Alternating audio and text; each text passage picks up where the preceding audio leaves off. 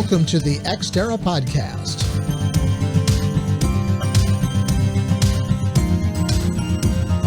The Ex Terra mission is to explore and discuss the business of space and its effect on the national and global economy, as well as life on Earth. How does what happens in space affect your life every day? That's what we're exploring on the Ex Terra website, as well as on this podcast. Joining me today is Edwina Paisley, Senior Director of Spacecraft Programs for Inmarsat. Edwina, welcome to the program. Thanks very much for having me. Let's just jump right into this, because earlier this year, Inmarsat conducted a worldwide survey of people's knowledge and attitudes about space, titled, "What on Earth is the Value of Space?" Is there value in space? There's undoubtedly an immense value in space. As we start to push the limits of the resources that we have on Earth, we demand more of our communication services. We're living much more in a connected world. We do need to look to space to start giving us that capability that terrestrial solutions aren't really going to be able to provide to us. But the value of space is much, much far beyond monetary value. A few years ago, the UK commissioned a report, and it said that a single country's economy in a single day, if they were to lose a GPS signal, would lose £1 billion a day. And that just really shows how integrated space is in our everyday lives, whether it's personal, whether it's professional. You go to the supermarket, all the food around you has used navigation to be able to get there, communications to be able to be grown, agriculture, life-saving services on land, sea, and air also provides great jobs, and technology, obviously, that we use on a day-to-day basis. So the value of space is intricately intertwined in the everyday, the lace of everyday life, and it's really something that at this point in our modern society we can't do without. So it really does provide us a huge amount of value on a day-to-day, on a person-by-person basis. Now, it was a big survey, 20,000 respondents from 11 countries. How did the study come about? Well, Inmarsat commissioned the survey, and you're right, it's an immense survey. That's 20,000 individuals is a huge amount of individuals to survey. But we commissioned the survey because we really believe that space needs to occupy a much greater share of the public consciousness. As we mentioned, that space benefits everyone, yet so many are unaware of what it does for them as people, for humanity, for our planet, and they're unaware of the current benefits or the future benefits. And so what we at Inmarsat wanted to know was, what is the world's perception of space? And through this survey, we looked at different individuals from different countries and different demographics. We also wanted to gauge the level of understanding so that we could cater our work accordingly. So we wanted to get a really good temperature of the world's and the public's perception of space so that we can highlight all the wonderful possibilities for the future and also some of the great achievements that we've already achieved. We also want to understand, there's the positive side, but we want to understand the risks. We want to know, what is it that the public knows about space and what do they fear about space? And again, what we can do with that information is we can generate debate around those subjects. We can increase the public understanding. We can share all the wonderful accomplishments. And really, by establishing this baseline, we can cater our future work and see how it resonates with individuals around the world. And most of all, increasing that excitement around what space does and what space can give to us. A little bit about the mechanics. Was 20,000 the number of responses you got, or was that the number of surveys you sent out? Those are the number of respondents to the survey. So how many surveys did you actually send out to get 20,000 respondents? Because I know usually the response rate on those kinds of things is sometimes in the 20-25% range. We had a very good response rate. I don't have at hand the exact number of surveys that we sent out, but we had a good response rate, as you can tell from the results. across many different countries and across certainly different demographics and regions. And who did you send those surveys to? What was kind of your demographic sample? So the survey was actually done for us. We commissioned a consulting company to do that for us. And so the consulting company took care, we gave them the requirements that we wanted in terms of our survey, and the consulting company took care of ensuring that those survey questions were distributed to the right demographics and the right types of individuals who we were interested in hearing their particular opinions about space. And I'm sure that information is included in the study. That it always is. They talk about the methodology, so we'll have a link to that as we post this podcast. Give us a little bit about your background, Edwina. How did you wind up in this business? So I'm an aerospace engineer by nature. At Inmarsat, I am the Senior Director of Satellite Programs. I'm also the Program Manager for 2 new next generation spacecraft called the Inmarsat 6. The Inmarsat 6 consists of 2 spacecraft, one that was just launched in December of last year on Mitsubishi Heavy Industries H2A launch vehicle. And then next, the F2 will be launched early next year in Q2. These 2 spacecraft are really pushing the limits of communications satellites. They're the biggest, most complex spacecraft ever built. And I work with a group of engineers to follow that spacecraft from the design, the development, test, all the way through launch and commissioning. So my background is very much in space and satellites, and it's something I resonates with me and I love to do. I just have to say, I love being involved in this industry. How did you get interested in space? It's one of those things that sometimes people think, wow, you know, they don't see space as one of those careers that might be attractive to them. What attracted you to the industry? I have to say the film The Right Stuff, which was a turning point in my childhood. I also, my father was a British Royal Navy fighter pilot in World War II.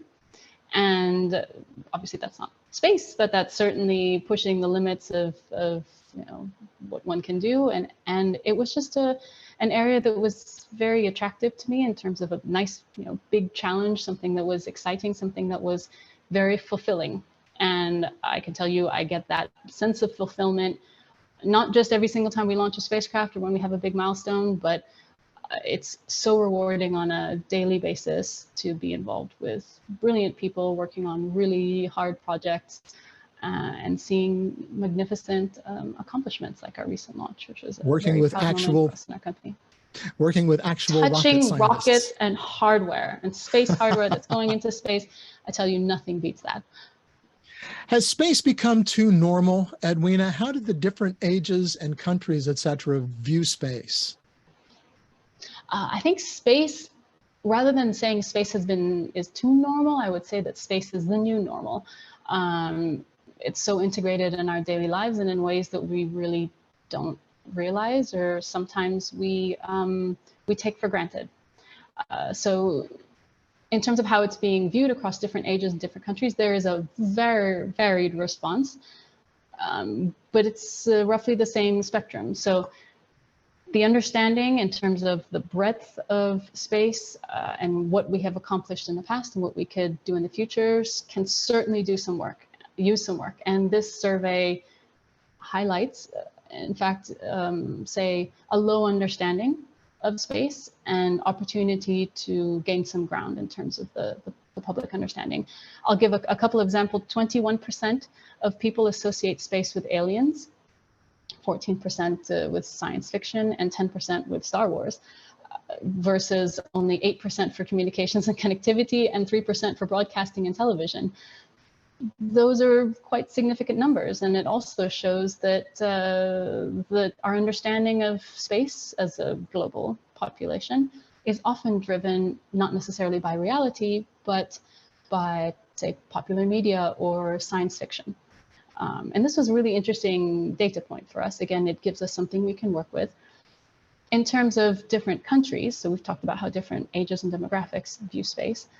Different countries, there are certainly regional differences. So if you have some countries that are new space entrants, like China or South Korea or Japan, they associate space with not so much with exploration research, but things like space tourism, whereas the countries that were more involved in the first space race associate it more with exploration and research. So it is very interesting to see how across the world there are differences in perceptions.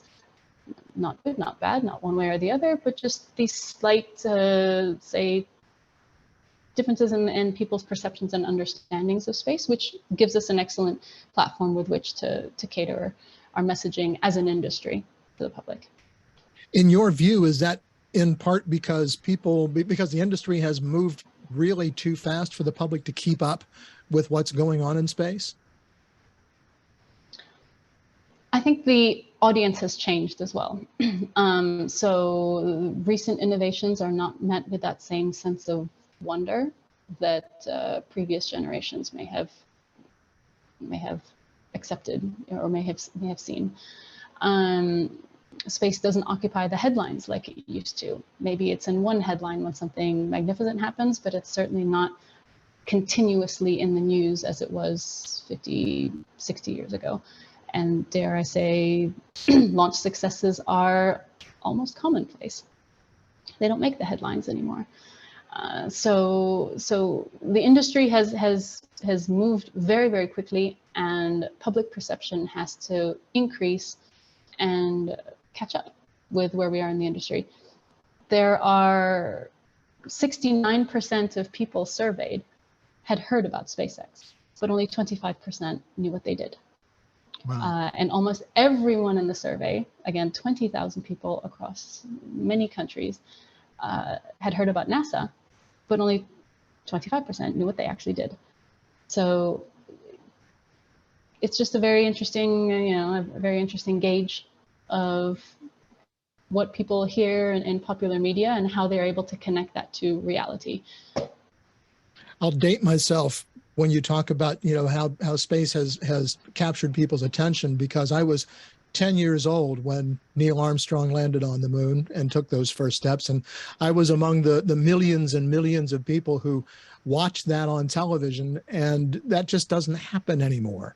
As you said, and I live in Florida, so when we think about SpaceX has launched more rockets already this year than probably got launched in the last 20, I think is one of those things that really has people saying, okay, they did it again. And that's part of the public perception is, okay, it's space, what's next? Exactly. I mean, I'll give you the opposite side of that spectrum is, my kids, they're 10 and 7, and they say, "Mommy, when are you launching your next rocket?" Like, well, it doesn't happen every day. It's kind of a big thing. Don't tell Elon, he might disagree with you. But he's, you get this, it's just a different sense, the new generation, for them, it's more commonplace. But again, it gives us something to work with. You also found in the survey that people have a lot of concerns about space. What are some of those major concerns that people have about space? So again, there's a varying scale of people's concerns about space. Some people are, say, mildly nervous, where others are actually quite terrified of space and what could happen in space. The concerns really are surrounding 3, say, roughly general areas. There's space junk in collisions, there's polluting of space, and also damaging the Earth's atmosphere. And so it's really interesting to see that some of the fears that are along these 3 lines are higher in the markets or in the regions that are more focused on space exploration and development. So countries like Brazil, Korea, India, etc. These are the countries, again, they're pushing their own envelope in terms of the space race. And so their concern is, say, looking inward in terms of our humanity's impact on space. Also, these things are often fed by popular culture. You have a particular thread that talks about collisions in space, a particular thread of discussion, launching hundreds of satellites in one time, and that's going to start thoughts churning in people's heads. But what's definitely necessary is there's definitely a need for more regulation and more responsible usage of space. So it's something that we at Inmarsat are particularly concerned about, and our CEO Rajiv Suri, in the introduction to the space report, he talks about this, the need to have more structure around our usage of this very precious resource that we have for space. But despite people perhaps feeling, say, a bit nervous about space, there are people who see huge possibilities. A third of the respondents are really excited about the possibilities for a second space age. And just under half want to know more about space. And that's a really exciting prospect, and that I think everyone sees the benefit and has varying opinions about it, but is at least open and interested in learning more. I'm talking with Edwina Paisley, Senior Director of Spacecraft Programs for Inmarsat on the Ex Terra Podcast. Take a moment right now to click on subscribe to make sure you don't miss any of our podcasts, or if you're watching on YouTube, any of the videos from Ex Terra, the Journal of Space Commerce. Let's dig down into some of these different demographics a little bit, Edwina, and talk about how business leaders view space. So business leaders are actually more positive in terms of the outlook on space than the general population, and they're more excited about what it is that space offers. So 38% versus 33%. They're definitely much keener to work on the industry, probably because they can anticipate the possibilities that space can provide. As business leaders, they're constantly forward thinking, right? And they are more keen to learn about space than the wider public. So however, almost half of them do see that space junk and collisions and the pollution of space is a real concern. So this is really good to know that business leaders do have at the forefront of their mind this responsible usage of space. The possibilities, yes, but being able to use it in a responsible way. And so they are able to attach more importance to space than the overall public, as seen during the survey. And interestingly enough, they claim to be more knowledgeable about space than the general public, than non-business leaders, let's say. So that's also an interesting data point, again, probably because of this, this forward-thinking mindset that business leaders often have. We could probably do an entire program just on the regulatory aspect of it that you mentioned. And we noticed that you talked with both business leaders and non-business leaders, but no politicians or government officials. Was that something that you told your consultant that you wanted to particularly avoid those types of people? And what was the reasoning for that? So in fact, this was a survey that wasn't focused on business leaders or non-business leaders. What we did was the consulting company polled individuals and identified those individuals' roles in their respective organizations. And then subsequent questions were then asked of those who identified themselves as business leaders. So that's why you see the difference in that particular part of the survey with respect to the responses. Really, Inmarsat, we wanted to focus the survey on the public viewpoint and people's personal perspectives on space rather than governmental or political positions. And we commissioned this particular report because we as a company and us individuals that work in the company are really passionate about space and really believe it should occupy much more of our consciousness, whether it's public or personal. And so we really targeted the study at the public, and hence this differentiation. So you basically went for the end user as opposed to the regulator. Correct. Will the industry be able to get the talent that it needs to succeed in space? Is there the talent pool out there of not only people who are capable but interested in this arena to bring some of these great ideas to fruition? It's definitely evident that the younger generations are more excited about the possibilities in space than older generation. What we need to do is make sure that translates into people going to university and pursuing degrees and choosing to work in space. And so this again poses some great opportunities for the future, because what we do well today can only be made better through space, and that's where the future is going to be.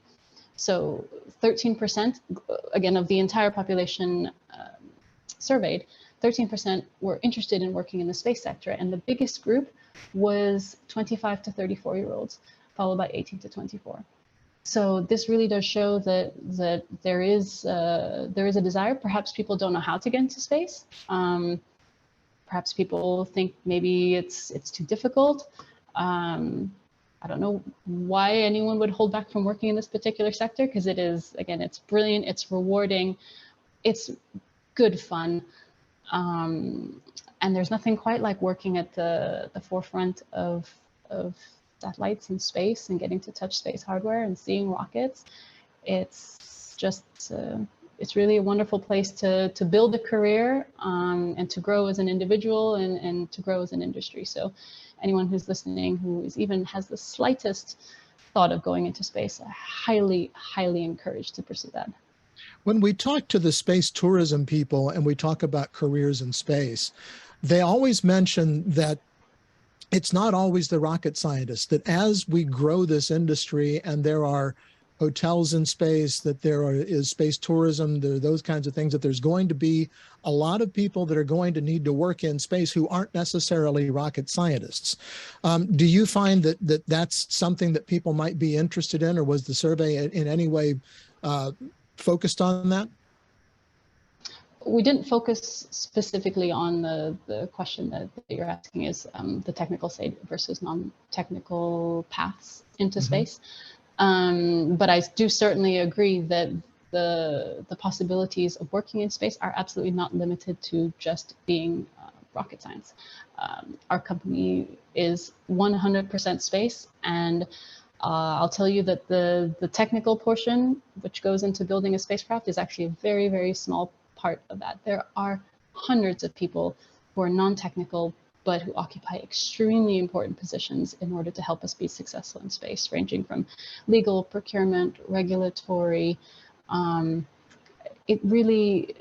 This couldn't happen without the non-technical people that essentially pave the way for a great technological innovation like a spacecraft to be launched. So the world of space is open to all different areas of expertise. It's certainly just not technical. So I would encourage anyone who maybe even has, again, that slight doubt that perhaps they're not technical enough for space. You don't need to be technical to work and enjoy space. You asked folks what they see is the future of space. What were the kinds of responses that you got as people looked out into the future and said, well, here's what's going to happen in space? People were very optimistic, in fact, about the future of space. It was a mix of curiosity and excitement in terms of the possibilities. Some people believed it was a potential solution to many of the challenges that we have here on Earth, such as poverty, such as climate change, such as providing a solution for producing food or to alleviate food concerns here on the planet. However, as we started to look into our survey results, it is evident that it's difficult to grasp the possibilities of space without increasing the awareness of what it is that space can do. So people are really holding their hopes on space being able to solve some of the problems here on Earth, but they need to build that understanding of what the role is in space and the capability of space to really well anchor those optimistic thoughts. But it certainly was absolutely evident that the future of space was wide, that the future of space also was unknown, because people didn't quite know how to put some structure perhaps around some of the ideas. So wide, open, optimistic, and generally there for the taking, right? They're there for us to ensure that we make the most of a resource that we have around our planet. And now I'm going to ask you to personally look from your perch at Inmarsat out over the next 10 to 15 years in space commerce and tell us what you see. I see something a future that's very bright. It's very dynamic. If I were to look 10 years backwards, the iPhone was just invented, and that was just 15 years ago. So that's not that long. If I were to look 15 years forward, the spacecraft that I'm working on today will still be functioning. It will only just be a little bit over half its lifetime, and it will certainly be looking down on a world that is very different from the world that's been built in today. And I think that's extremely exciting. I think the demand for interconnectivity and Internet of Things solutions, of being connected almost constantly from wherever you are in the world, is going to increase even more than it is now. But I also think that there's going to be a great increase in the awareness and the responsibility of space usage. The upcoming generation is really concerned about what's happening to our planet, and equally concerned about how we use space. And so that's something I find really encouraging, is not only do we have the great possibilities, but we're moving forward in a way that's responsible, and we're going to be good citizens in our use of space. And so I think that's something that strikes a chord with me, and I'm really excited to see where it takes us. I think maybe for perspective, I read recently that 2022 is as far away from 1970 as 1918 is away from 1970. So you see what kinds of technological advances can happen in those timeframes. And as we look out into the future of space, it's fun to speculate, but there's absolutely no way to know. Couldn't agree more. Edwina, thank you very much. I really appreciate your time for being on the Ex Terra podcast, and we hope that you'll come back and talk with us, or have someone come back and talk with us a little bit more about Inmarsat in depth at some point. It's a company that's got a lot going on and very innovative. So we really appreciate your talking with us about the survey, and I hope we'll see you or someone from your company again. Thank you very much. It was a real pleasure. Thank you. Edwina Paisley is Senior Director of Spacecraft Programs for Inmarsat. And that is going to do it for this edition of the Ex Terra podcast. You can subscribe to the audio version of the podcast on Spotify, Apple Podcasts, and many other popular podcasting platforms. Be sure to click on subscribe so you don't miss an episode of the podcast or any of our other videos. You can also get daily space commerce news at xterrajsc.com. And one thing more, be sure to connect with us on LinkedIn and follow us on Twitter at xterrajsc. Until next time, I'm Tom Patton. Thanks for joining us.